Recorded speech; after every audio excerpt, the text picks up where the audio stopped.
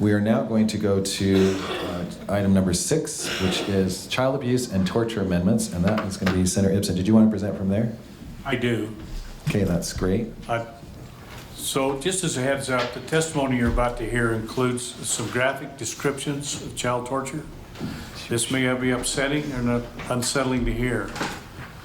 I know it was, for me, I was approached to sponsor this bill, but I also need to do this for our kids.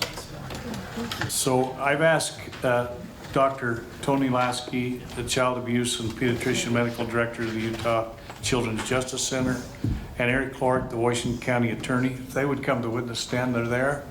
They're going to present this bill, and I just caution you that this is an awful thing that we have to deal with, and it's probably not going to be a pleasant few minutes.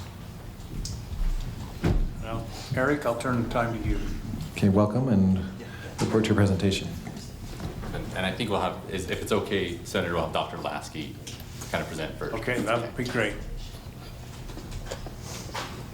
Am I in control of my microphone, or is it working? It's working here. Okay, because my green light's not on, and I'm very sensitive If to you could green just lights. get closer to us so we You can hear need to the pull great. that mic close and Okay. state your name and who you represent. Thank you. My name is Toni Laskey. I am here as a private citizen and the medical director of the Children's Justice Program of Utah. I am a child abuse pediatrician, and I'm here speaking as a medical expert. I am not representing my institution or their position on this matter. I've been working in this field for the last 23 years. I've seen all types of abuse inflicted on children and cared for many, many children who have died or suffered permanent disabilities and psychological harm due to the abuse they've experienced. However, in the last several years, I've seen a darker, more depraved type of abuse occur not once, but many, many times, with outcomes even worse than the physical and sexual abuse that I see on a daily basis. Since about 2022, my 2 child abuse pediatric colleagues at Primary Children's and I have been involved in the evaluation of at least 12 cases of severe child torture, a medical diagnosis that entails severe, repetitive physical abuse, as well as psychological abuse. The question often raised is, isn't this just a severe form of physical abuse? Absolutely not. These are cases that involve confinement, sometimes with ropes, chains, or handcuffs, sometimes in closets or crawl spaces. Often involves the restriction of access to toilets, requiring the child to wear a diaper or use a bucket that they were given. It frequently involves malnutrition through either severe food restriction or giving the child inedible food, such as dog food. It may include bizarre and extreme exercise regimes that result in physical injury. It may involve beating with implements, burning, electrocuting, strangling. There is a severe psychological component, such as having everyone in the family pretend the child doesn't exist. Even everyone, including siblings, telling the child they are unworthy, unloved, despised. They are prevented from going to school, having friends, going outside. Sometimes they are forced to watch as siblings get to do the very things that they are prevented from doing.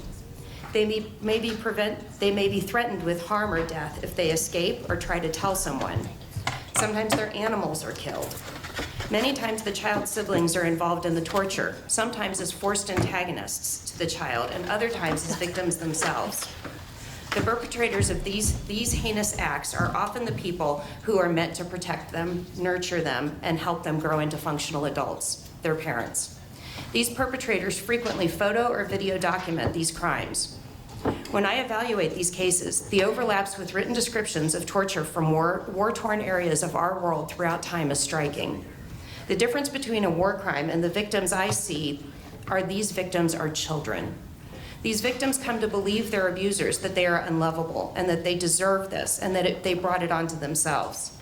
In cases that involve death, the pain is over for the victim. The pain they endured prior to that is unmeasurable.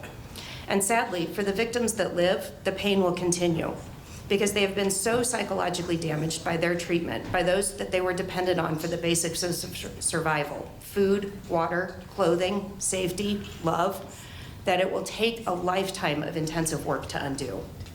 I've taken care of these children who were rescued from their abusers, sometimes after multiple near misses, where the alarm was raised but the system failed to see what was happening and the child was returned without intervention, often making the abuse even worse and the psychological abuse telling them that no one will ever believe them or save them even more real.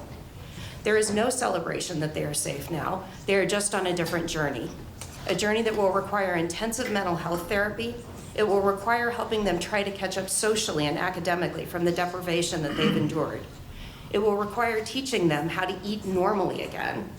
It requires helping them to learn to trust adults, something that has never been a given in their situation. They are challenging to place in foster care. They have trouble with all things that affect children who have survived trauma: drugs, alcohol, risk-taking, anger issues, depression, anxiety, PTSD. While I want to focus on what this means to the children who endure the equivalent of being a POW in their own homes, it is also important to recognize the impact on our communities.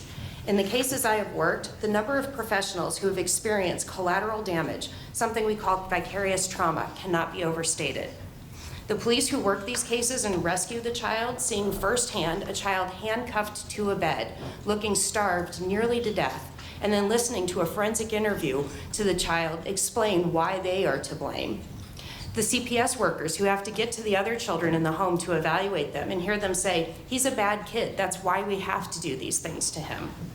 The doctors in the hospital who stabilize the child who is teetering on the edge of death due to severe malnutrition and discovering all the scars and injuries on their battered bodies. The lawyers on both sides of the case that have to review all of the material, all of the photos, all of the videos, the testimony of the children. The juries that till that day had never seen a case of regular child abuse and now have images and stories in their head that they can never unhear.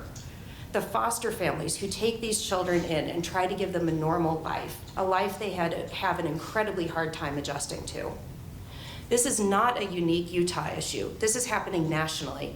My colleagues around the country have been talking about this issue because of the inexplicable increase over the last few years, with such remarkable similarities that you can literally take the history and just change the jurisdiction because they are so similar. We don't understand why this is happening, but what we can see is that the inadequacies of the tools we have to deal with these cases in our states. Until very recently, most states did not have legislation that allowed criminal charges that address the depravity of these cases. If the child dies, there are often charges that can be applied due to the death and the abuse. But if the child lives, there is nothing that adequately addresses what has happened to these children. Broken bones heal, burns heal, bruises heal. Survivors of child torture will have years, decades, their whole life to work through what has happened to them. Many are not able to do so successfully. The cost of survival for the victim, as well as the other children in the care environment, is incalculable. So when I get asked, isn't this just a severe form of physical abuse? No, it isn't. If you saw the things I see, if you hear what I hear these children say, you would never have to ask that question again. This isn't just severe physical abuse. This is something that we literally have the Geneva Convention to protect our military from, and it's happening here in Utah to our children. Thank you.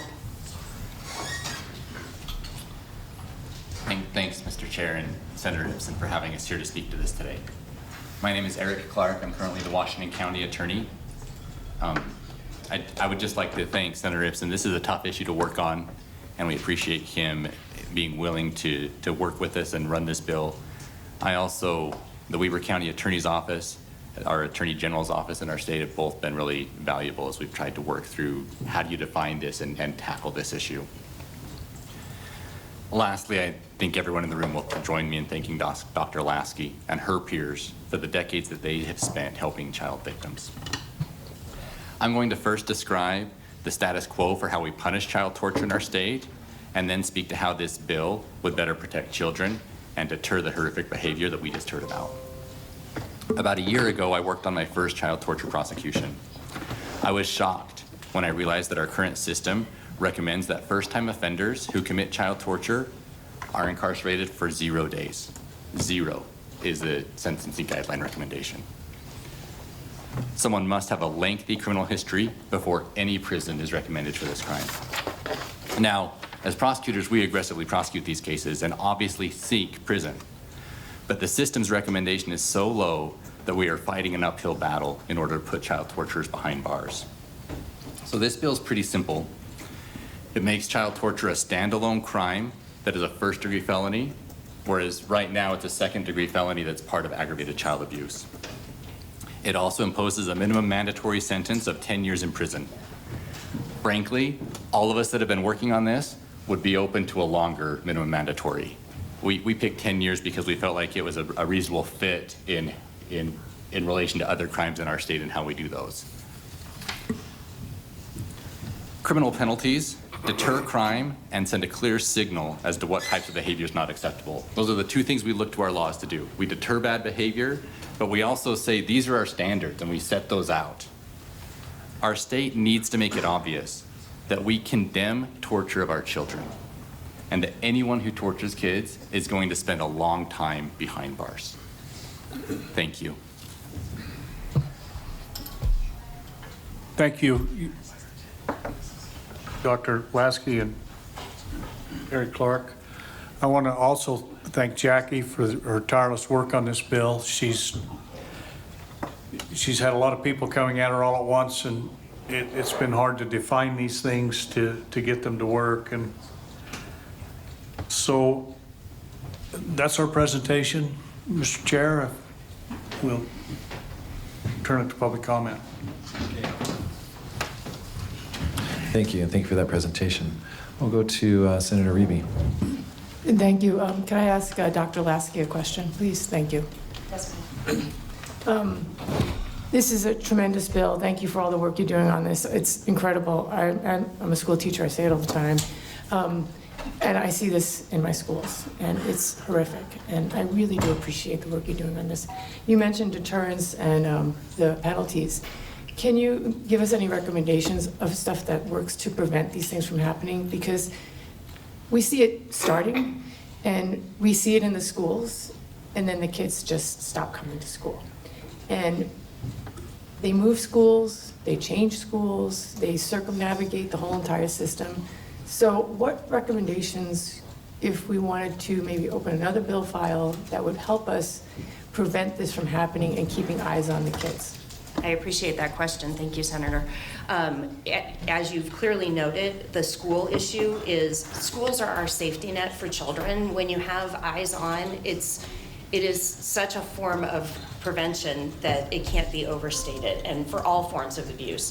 And in nearly every case that I can think of that I've dealt with child torture, the theme is removing them from schools, because when the school starts seeing things that are concerning, whether it's related to the food restrictions or physical injuries or just behaviors, and they report them, the parents then remove the child from school. I think we need to educate better, first of all, the entire system, so child welfare, law enforcement agencies, to understand what to look for and what to ask children about, because that's the other real gap in our system. If children are not safe to disclose, they won't disclose because they have proof that it's going to be worse if they're not actually removed.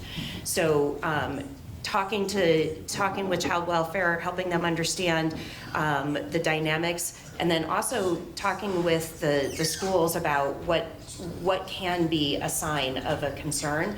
I don't know what we can do to keep children in schools, because parents are allowed to remove children from school, which is unfortunate in my world, because now they don't have an outside protector. So I think education is always the baseline that we start with, and then statutory changes can come from what we learn about how the systems interact, but I don't have a good answer for you about prevention in terms of school removal, since we allow children to be removed from schools. Thanks. May I have one follow-up? Of course. Would there be any benefit for like maybe an informational campaign about signs to look at? I mean, school teachers kind of know what it is, but do other neighbors? I mean, when we talk to the neighbors and the community, do they say like, I didn't even see the signs until after they were told to me? Is there an information campaign that we could possibly start where we could illustrate signs? So that's a great question. I'm a big believer in public education. The thing that I am thinking about in the cases of torture that I've worked, a lot of the neighbors didn't even know the child existed, because literally they're locked in a closet and nobody even knew that child existed. They saw the other kids, but they didn't see this kid. And the perpetrators of this type of abuse are very good at keeping it hidden. So neighbors are often not the ones that are the reporters of it. It's usually a family member. Several of my most recent cases, a family member felt like a child looked so sickly that they felt that there had to be a medical condition, and law enforcement was able to successfully get a warrant to get the child in for a welfare check, and it wasn't that they were sick of a medical condition, they were being starved to death. And that was a family member who happened to see the child or happened to ask a question like, I haven't seen so-and-so in a while. So I'm not sure that public awareness would change the dynamic very much. Thank you. Thank you. Hey, Eric, you might come back up. I think there's some questions. I got the cart before the horse. Yeah, we have quite a few questions or comments, so thank you, Senator Ibsen. We're going to go to Representative Wilcox, who is online. Thank you, Senator Grover. Hopefully you can all hear me okay. We can hear you. Coming to you from the other side of the country this morning, but I appreciate you being here, Dr. Laskey. It is a hard conversation, Senator Ibsen. I want to be sensitive to part of that conversation. At the same time, ask a few things that maybe probably for Eric about those lines. I think Dr. Laskey is exactly on point when we talk about the need for education. Our education system, I've spent quite a bit of time studying safety issues in education in the last 3 years. We are mandatory reporters, as we say, right? When we see an abuse case that comes into the classroom or anywhere else, teachers and staff are required to report that.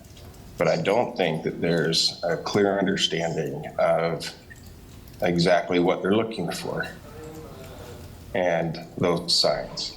So the first question, Eric, is what is that definitional line between, something that might be a health condition that needs to be, just addressed and, had a conversation with the counselor, and what do you think that definitional line is between torture? That's really what we're talking about here.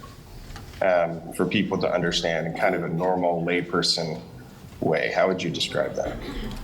Yeah, and we talked with Jackie and members of the AG's office at length about this because defining torture is tough, and we didn't just adopt the medical definition of torture in the bill that you guys have before you, which is another option to go. Right.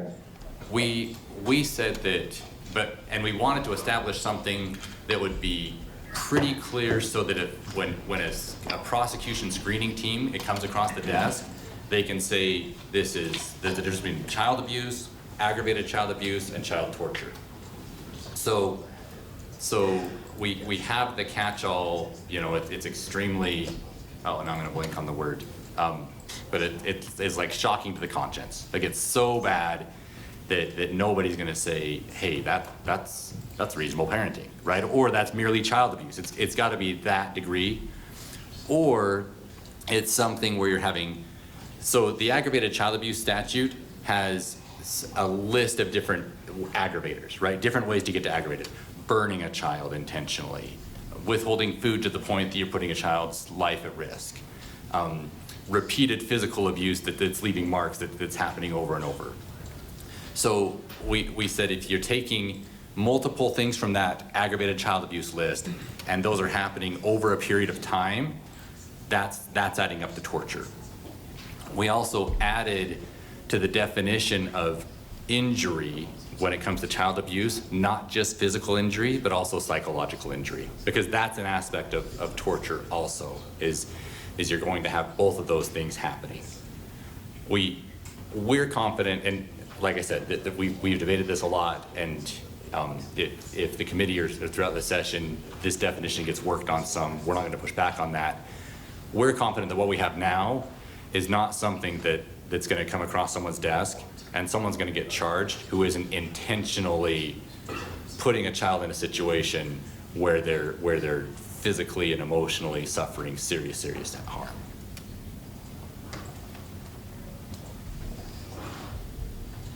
Sir, you're You're muted. muted. Representative Wilcox, you're muted.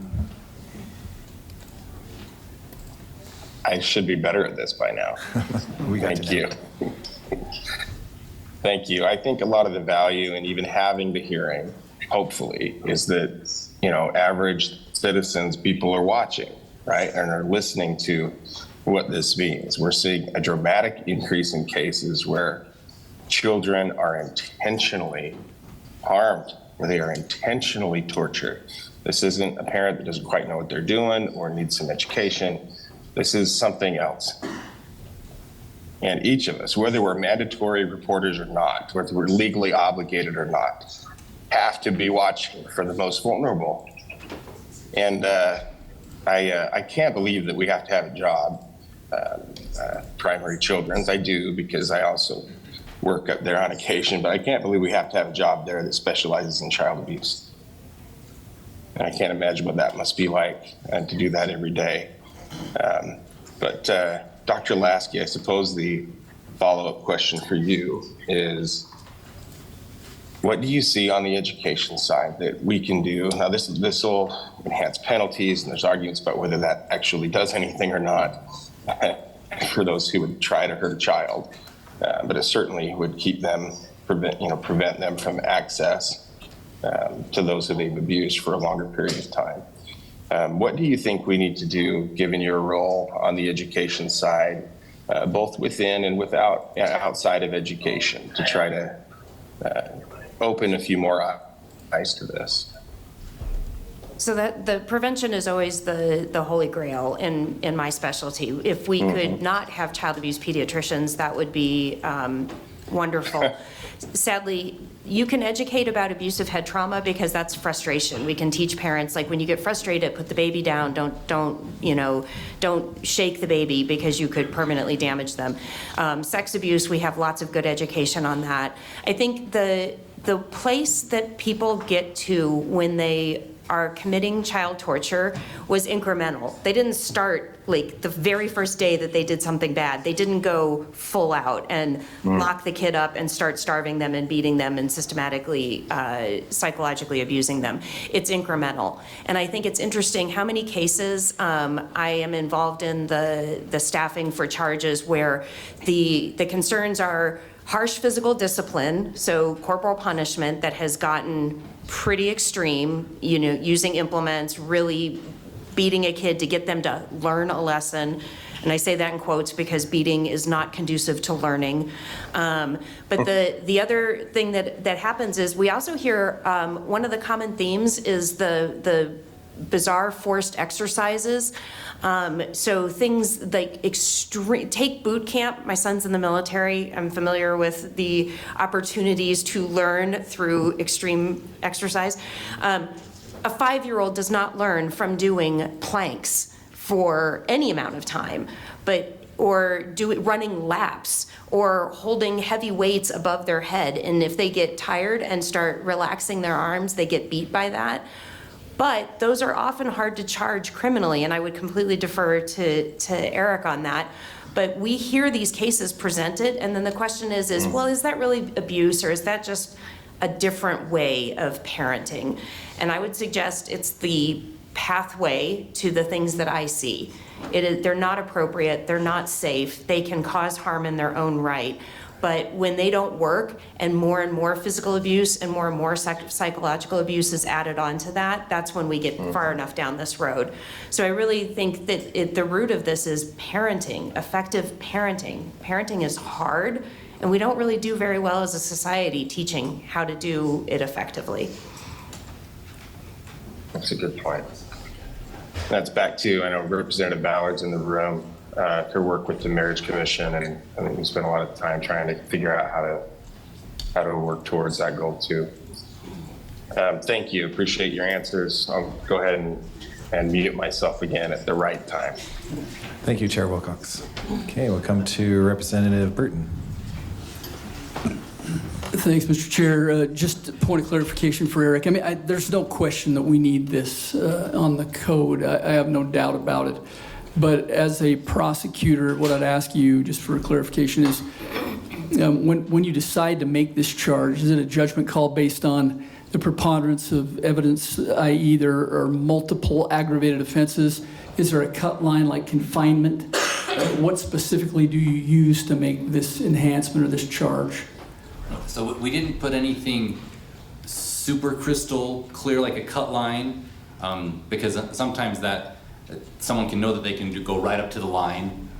But we did say, you know, multiple instances, prolonged time of the type of abuse that otherwise would, in and of itself, would be aggravated child abuse. So could I ask a follow-on, Mr. Chair? Of course. So essentially, this provision would enhance heinous aggravated child abuse. I think that's a really good way to put it. We debated just calling it an enhancement, and landed on, I think there's value in calling it out as a crime in and of itself, but it could also, like, in practice, it could fit and be considered an enhancement also. All right, thank you, both of you, for bringing this to us.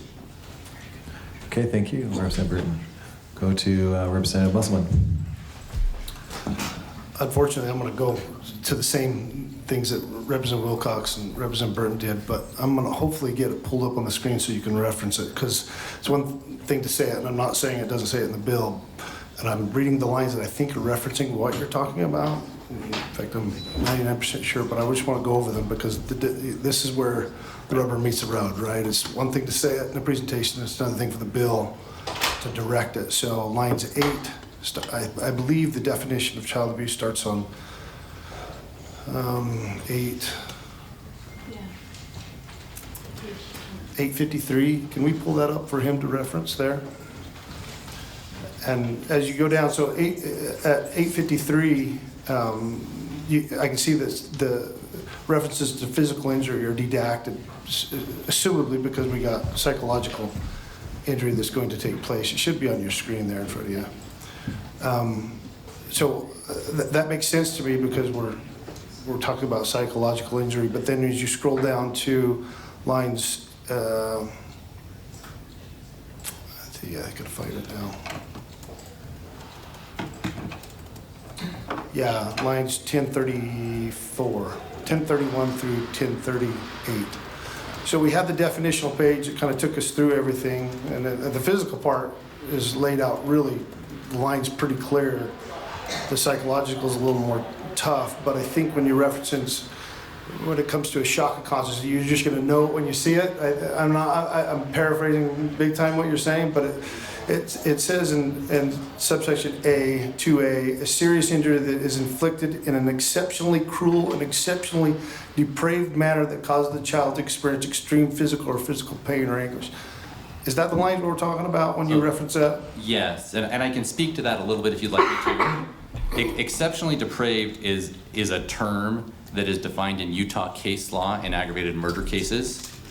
And so there is more meat to that term. It's not otherwise defined in the statute because it's a case law definition. And like I think that in layman's terms it's easy to say, you know, it shocks the conscience, like it's something, but that is a statutory term that is out there and has been used in our state for some time. We talked about, you know, why exceptionally, why not just depraved?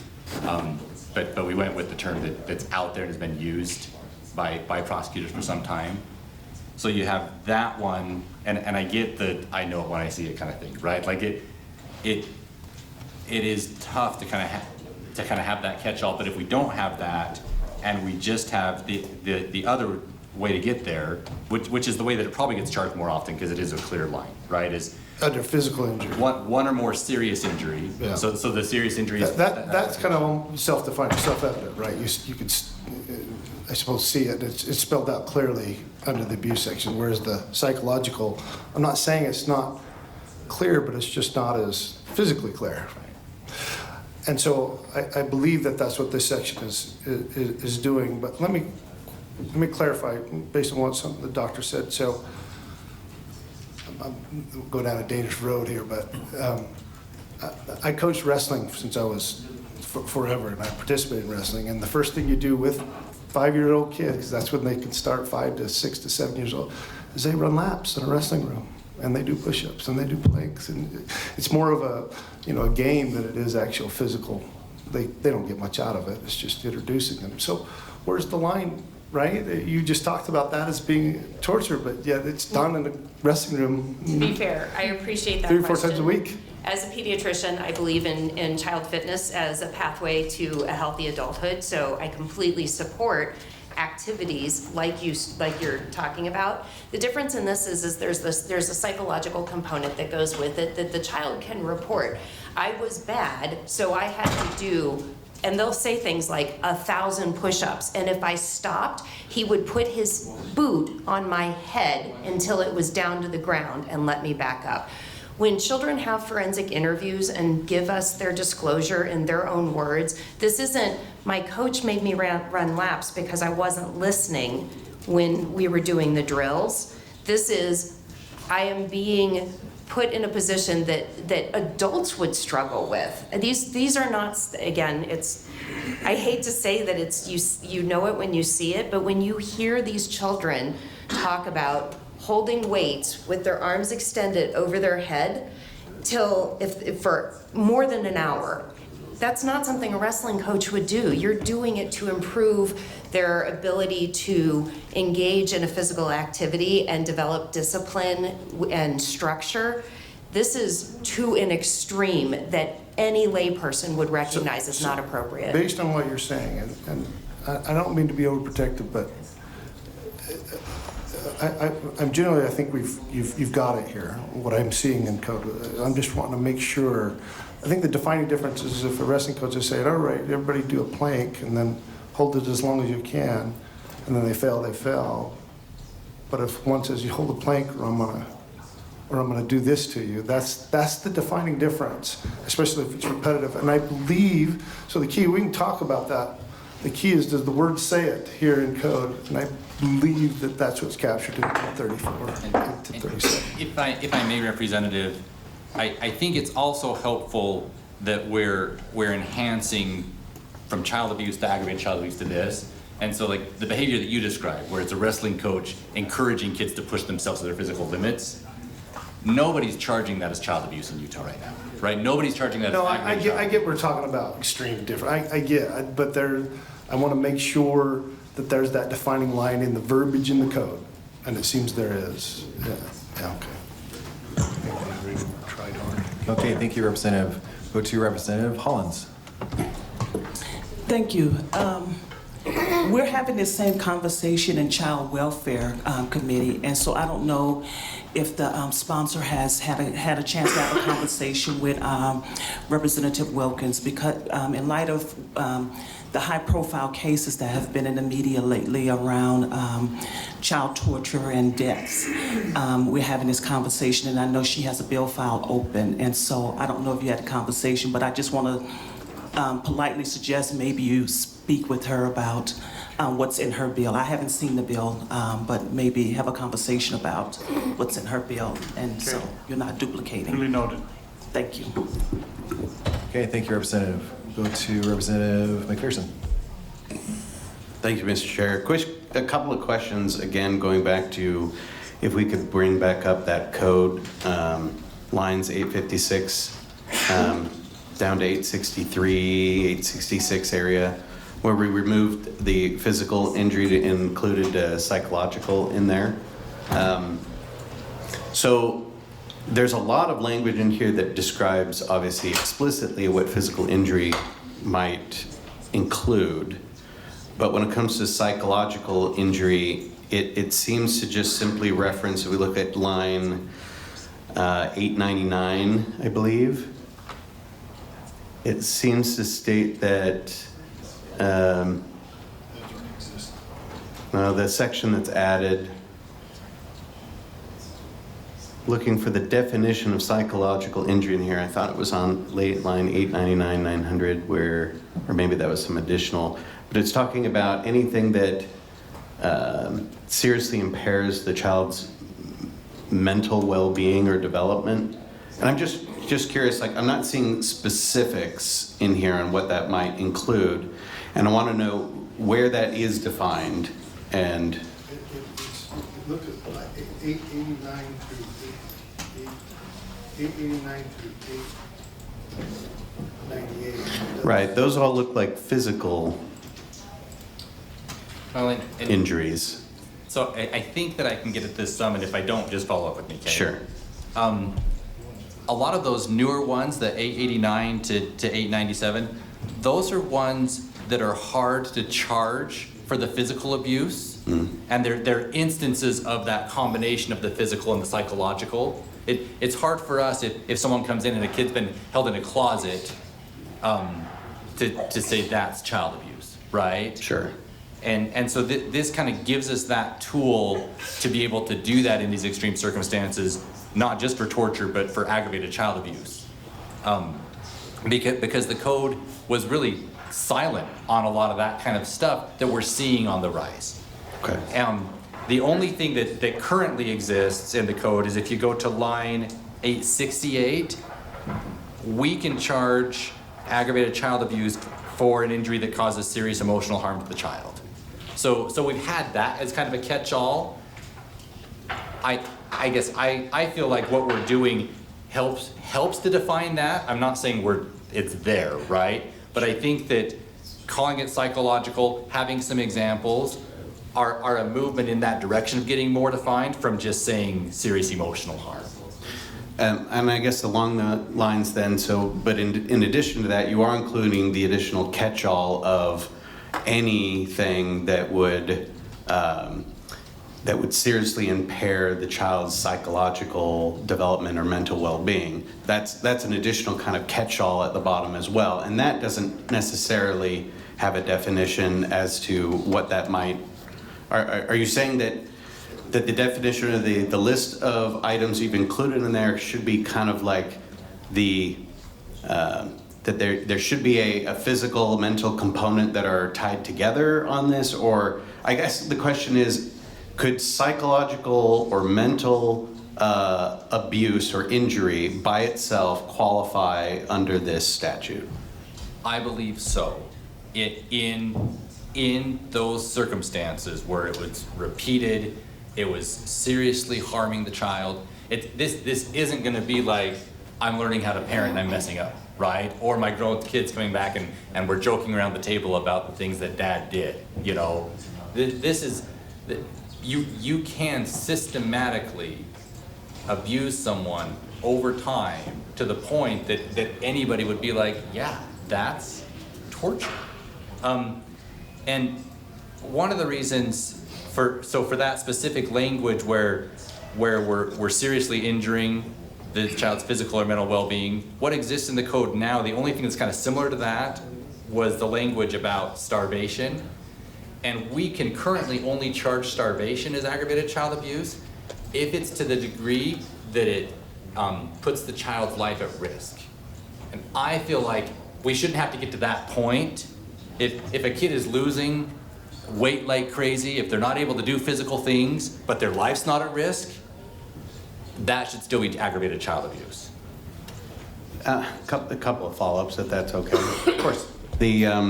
So I guess just to try to make sure, look, I do want to tackle this issue. I want to make sure that we're doing this right, though, and that we're not opening the door to any potential other issues. So just, I guess, simple question. I've got multiple kids. If one happens to be one with more behavioral problems than another, and they get grounded for a month, right? And their siblings are out doing all the fun things in the world, and the other one's got to be stuck in their house doing chores, day in, day out. I want to make sure that somebody in that situation isn't seen as, well, this is perhaps some sort of mental health, abuse or injury of this child versus a parenting decision. And I know that we have to kind of find the right place to be on that, but I'm concerned about that. But also, I think there's one other question that is reasonable to ask. There are a number of national agencies out there that would qualify denying gender-affirming care, for example, as seriously harming a child's psychological development. Now, in Utah, providing that care to minors is against the law. So there might be a conflict there if we don't define what exactly we mean by psychological harm. That's why I'm asking these kinds of questions. Where do we fall on this issue? And if it's not in the code, then where exactly do we know it when we see it? But what does that mean? Do you mean different things to different people? And I think those are all fair points, right? Like how do you draw that line between, like, as Dr. Laskey described, torture rarely starts at torture when it's child abuse. It's a spectrum where they work their way up to that point, and unfortunately, a lot of times it doesn't get caught until it's that bad. And I think that I can't speak for the sponsor, but those of us that are encouraging this, I think we'd be happy to go back and look at, are there definitions that we can pull for that? Because obviously the goal isn't to be second guessing parents who are in good faith just trying to raise children in today's world, right? What we're looking for is the ability to punish that aggravated child abuse, and when that adds up to torture, we want to be able to make sure we're getting there. If I may, also, while I recognize that we're not basing the legal definition off of a medical definition, frequently when I'm involved in the evaluation of a case of suspected child maltreatment of some sort, the prosecutor will often say, Dr. Laskey, would you be able to testify to, and then they'll say the statute. If you gave the example, either of your examples, grounding for a month because you have a child that's vigorously spirited, or you gave the example of denying gender-affirming care, I would absolutely say no. That is not something I could say to a reasonable degree of medical certainty causes the psychological harm that we talk about in this statute. So there's often a disconnect between the medical semantics and the legal semantics, but you still have to have an expert testify, and I can quite confidently say, while you and I might parent differently, I would not categorize what you said as psychologically harmful, let alone psychologically abusive. So I think that's really important in considering, but I don't understand how laws are made. I understand there's a sausage involved, so I'll leave that all to you. And I'll just say as a last statement here that I appreciate that and I understand that completely, but obviously these laws are going to be on the books for a very long time, long after you guys are gone and others are in your place. And I want to make sure that we have the right language in place that will thread that needle appropriately. So thank you. My dad once grounded me forever, and he died and hasn't released things. Senator Ibsen's still grounded. Who knew? Representative Lee. Yes, thank you, Chair. To kind of go along with that line of questioning there, what I think is where I see the direction of a lot of issues we have even in our country and state is, what if, for example, like you said, you're gone, but someone is politically motivated to do something maybe because they don't agree with this. So for example, I have a friend right now who's going through a case of child abuse, and they fully believe it is because the social worker does not agree with them politically on issues. Oh my God. And that they're going after with them politically, okay? So I want to prevent issues like that from happening, or how can we make sure that that is the case here, where you have someone who says they just may not agree with their lifestyle, and then the person who is testifying as the witness, let's say, in the case, or as the doctor, and they don't agree with maybe some of the methods of that parenting, but they're not abuse. How do we make sure that that stuff can be weeded out or is not involved in that as well?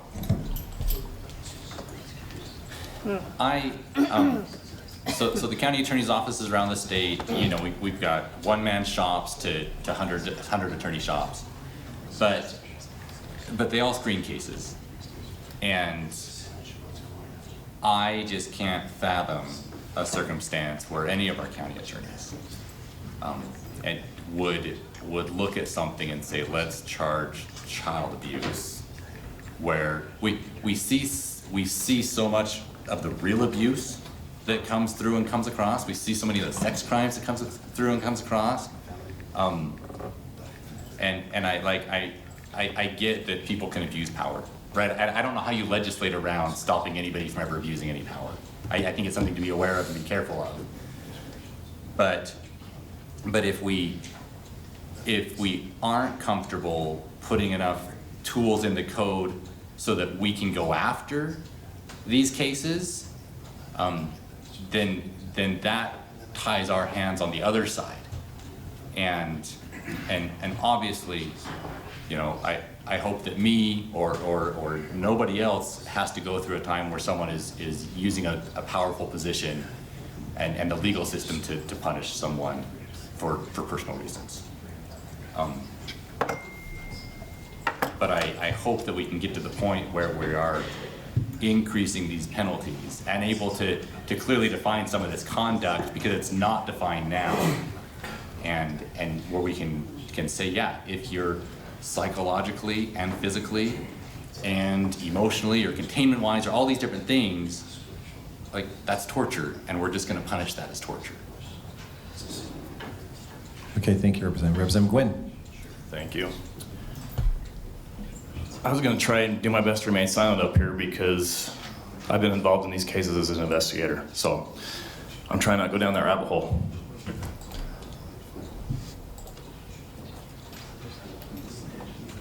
I understand the questions that my colleagues have. So I'm going to try and do a better job in explaining or articulating how we best prevent those concerns from ever occurring. And that's just to let everybody know that in child abuse cases, whether it's sexual, physical, psychological, you have multidisciplinary teams that are working these cases. It isn't one CPS worker, it isn't one investigator, it isn't one prosecutor, it isn't one physician. So I can understand the concerns of maybe political motivation or disagreement in parenting methods. I can tell you, having worked with CPS, we disagreed vehemently a lot. We have different policies that we have to follow. We may interpret code differently. But even though we have those disagreements, when you get the whole team involved in these cases, that creates the ability and the opportunity to prevent those political motivations or those biases from festering and becoming cancerous and getting a case prosecuted that shouldn't be prosecuted. I don't know if I articulated that very well, but the concerns are valid, but there's enough protections put in place and there's enough people involved in these cases that with near certainty it prevents that from ever becoming an issue. Okay, thank you. We'll go to Senator Reeby. Thank you. I know that a lot of this nefarious activities happens in private, and I think that's what we're trying to figure out. How do we come up with a term? So my suggestion would maybe someplace we put in there without professional consultation, because if any of this activity is happening without some professional, that's when most of this occurs, this torture and this degradation of this child's life over a long period of time. So if you're working with a coach, that's sometimes a professional. If you're seeing a doctor for a special needs child, that's a professional. So if a parent is working with some professional somewhere, then somebody has eyes on those kids. So maybe some kind of language in there that states that you're working with some kind of professional would alleviate some of these concerns. Would that be something that would help? So you're the legislators, and Yeah. I think you guys get to wordsmith that. Yeah. But with all due respect, the case that I worked on was Jody Hildebrand I know. as a professional Right. advising Ruby Frankie to torture her kids. That's what my head went to immediately, but that was an outlier, I hope. I mean, that would be maybe language we could possibly use. I'm just trying to grab at straws to alleviate some of these concerns. Thank you. Thank you, Senator. Representative Romero. Thank you, Mr. Chair. Kind of going back to Representative Gwynn and my question to you as the doctor and as a prosecutor. In these cases, they have to be so severe that you're both working on them, correct? So this is not just someone grounding their child. This is someone grounding their child and locking them in the closet and depriving them of food until they're a good kid.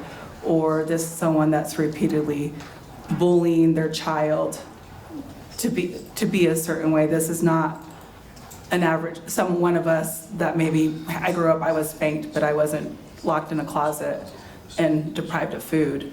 And I also want to clarify, like, when someone's starving a child, it's very different than someone who's experiencing poverty. And school usually can understand that someone's experiencing poverty, so we're not gonna just pick on a family because they're struggling financially to feed their children. This is like a severe case, and so you need these kind of vague terms in order to piece them together. Is that what I'm hearing? Yes, thank you, Representative Romero, and I appreciated Representative Gwynn's summary of how the multidisciplinary team works. Literally, there is no one decision maker in any of these cases, and it's a discussion among multiple professionals with multiple backgrounds. I can be pretty confident in our MDT meetings in Salt Lake County. The diversity of political opinions is the full spectrum. So getting us all to agree to go after somebody politically would be very challenging. And you're right, starvation versus poverty is a very distinctly different entity. When we talk about malnutrition, these are children that literally are of the significance of concentration camp victims, that when we get them to the hospital, we can't feed them because feeding them could kill them. Once you're starved to a certain point, giving food back to your system could cause sudden catastrophic collapse, and we actually have to incrementally feed you.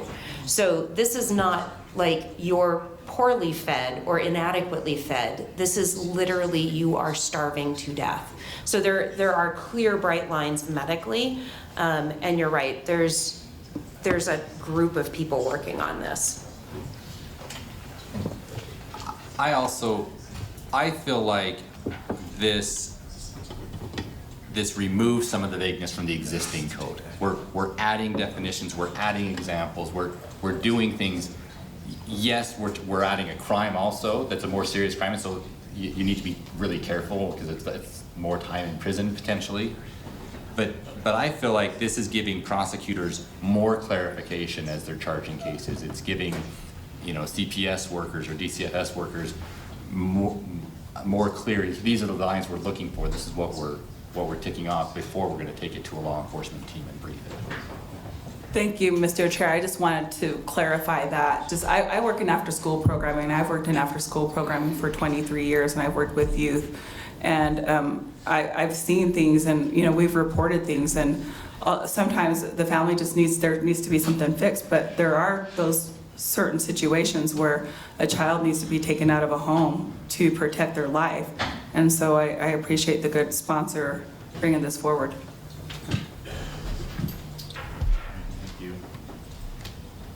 All right, thank you. I'm not seeing any other questions. So I guess we'll go to the public for comment. Come on up, Mr. Moffett. Thank you, guys.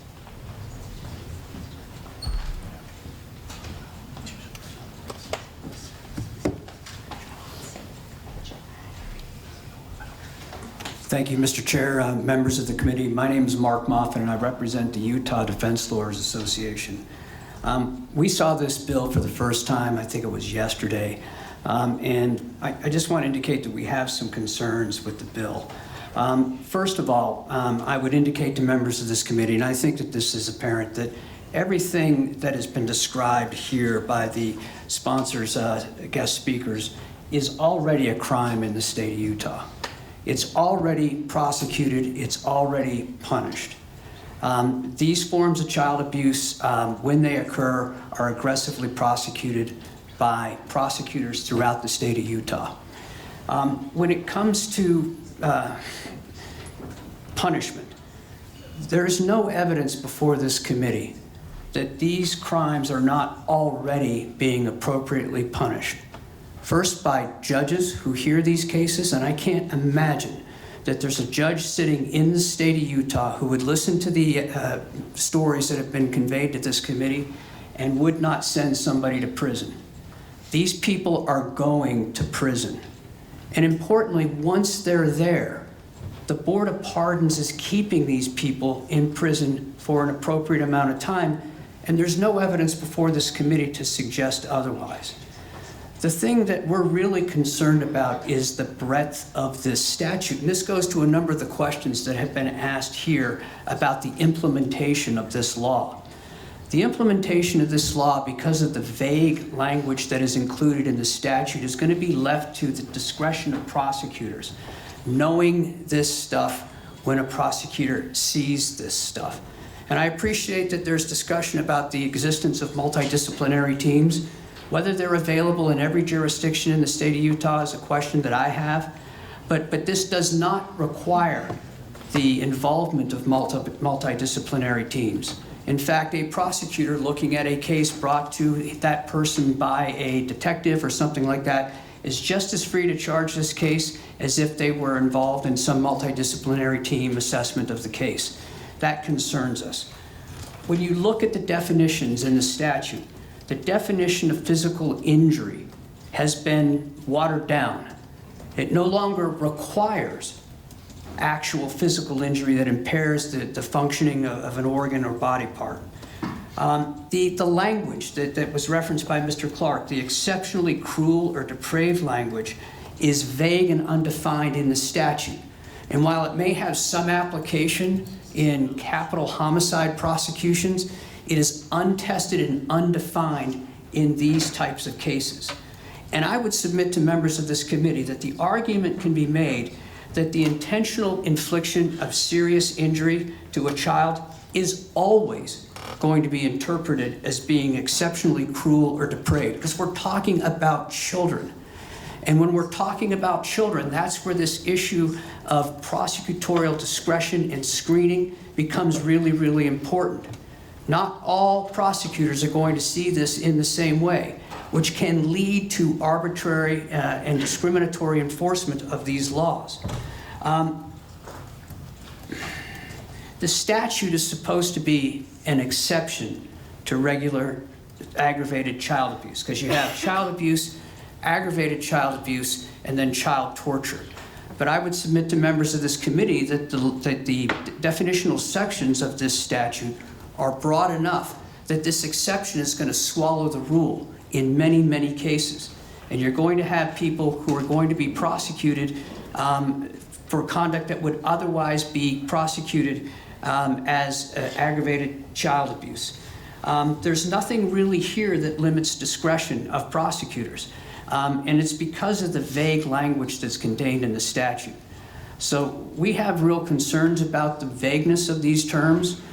We have concerns about the ways in which this statute can be used to over-prosecute cases in the future. And we would ask that the committee take a very, very hard look at the language as it exists now to determine if better language can be drafted to maybe hone the statute if there's a perceived need to do so. Again, I would remind members of the committee that the conduct here is already illegal, it's already being prosecuted, and I believe the courts are sending the appropriate people to prison. Thank you. Thank you, Mr. Murphy. Anybody else from the public? Okay, not seeing any, we'll close the public comment portion. We'll come back to the committee for further discussion or action. Senator Ipson? Yes, no further comment. I'm going to make a motion that we pass this out with a favorable recommendation, knowing it's a long ways to the finish line. This won't be a committee bill. It'll be put to the board without further work in committee during the session, but I'd like to have the support of this committee going forward. All right, thank you. That motion is in order. Any discussion to the motion?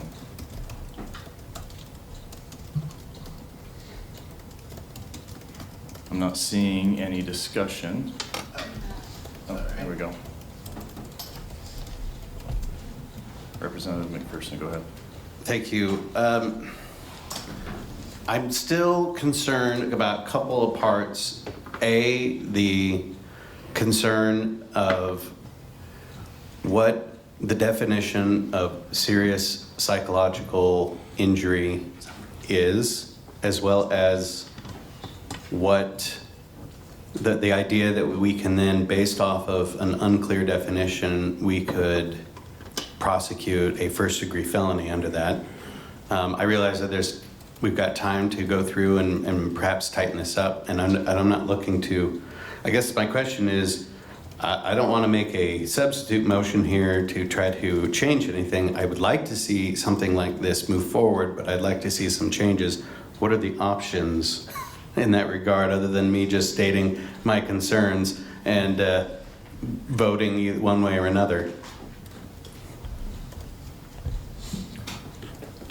Well, it's my understanding the option is you can vote as you see fit, but moving forward, that we can still work on, the senator can still work on it to address those concerns.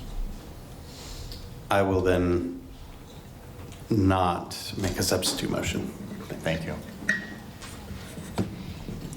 Okay. Senator Thatcher, if you could turn on your camera. Thank you.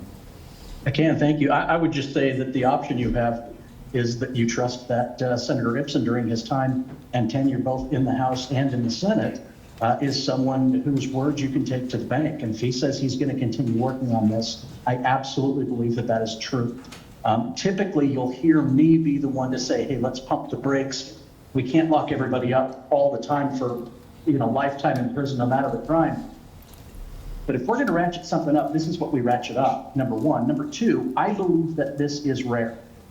I believe that this is extraordinarily rare. And I think that if there is any need to tighten up definitions, I think that'll happen naturally through the process.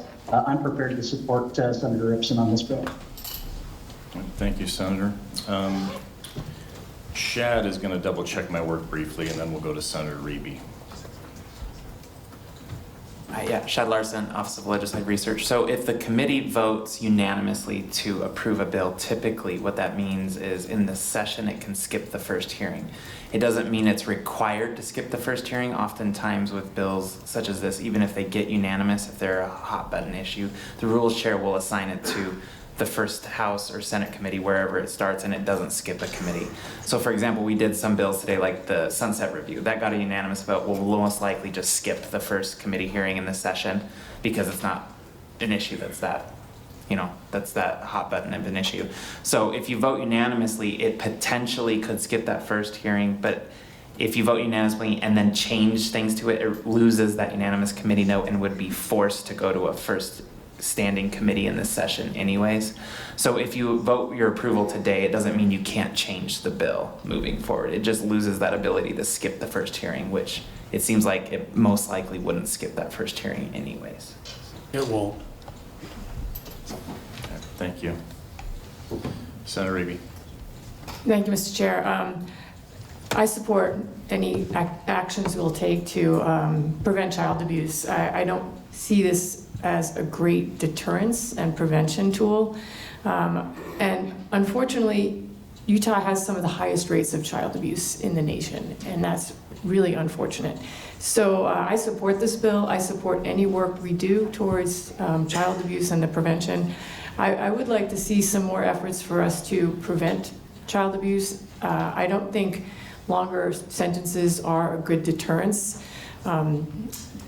People that usually work in this unfortunate areas, they're not dealing with people that are looking at laws and really looking at saying, well, if I do this to my kid, I'm going to have 10 years in jail. And if I do this to my kid, I'll only have 1 year in jail. So I think if we could work towards a better prevention method in this bill, that would be also very helpful for our children. So I support this bill and I support all work for child abuse, but I would like to see some actions towards prevention as well. Thank you. Thank you, Senator. So I'll just take a minute to make everyone aware. These cases that seem to have come quite frequently recently, I can tell you firsthand when it comes to education, I'm not talking about public awareness campaigns, but I can tell you that discussions regarding getting eyes on children earlier, intervening earlier, like those discussions are taking place right now, and they're taking place in CPS, and they're taking place in law enforcement, right? We've had some successes where we've caught cases early before the child ultimately becomes deceased. And I know that there's audits taking place in the law enforcement world. I know there's audits taking place in the DCFS world. And so there are people who are doing what they can to educate themselves, educate each other, to get eyes on earlier to prevent these from becoming as catastrophic as they are becoming. So I just wanted to make everyone aware of that. I'm not seeing any further discussion. So the motion that we have is to pass out favorably child abuse and torture. I'd like to sum. Go ahead. You're right. Go ahead, Senator. So, you know, this is about accountability and not deterrence. You know, Mr. Clark brought out that there isn't anything in the sentencing guidelines that require these people that a judge sentence them. And I think this is a good first step to get going, and I give my word that we'll work on this through this first part of the session to get this done and done right. There's been a lot of work done already on this, and we'll continue to work it. I'd like to recognize Christy Pike, who is the director of the Children's Justice Center in Washington County, for being here today, and Ryan Sham, who has dedicated his life in the Washington County Attorney's Office. These types of crime, he's probably the kindest guy I know. I have no idea how he sleeps at night with the amount of these cases that he's handled through the years. It's devastating. And thanks to those people for bringing this forward. I just would like to have your support to get this out as a committee bill to show that we give the support as we go into the general session. Thank you. Thank you for your sum, Senator. I apologize for that. All right. The motion is that we now pass out favorably child abuse and torture amendments. All those in favor say aye. Aye. Any opposed? No. Sorry, what was the vote online? Aye. Senator Thatcher was an aye. Was there anybody else? I said aye too, man. Great, thank you. All right, we have one dissenting vote. That's Representative McPherson. Do you still want a roll call? No. Okay. All right, so that motion passes. What's the vote? 14-1-3. What is it? 14-1-3. 14 in favor, 1 in opposition. Okay, 14 in favor, 1 in opposition. Okay,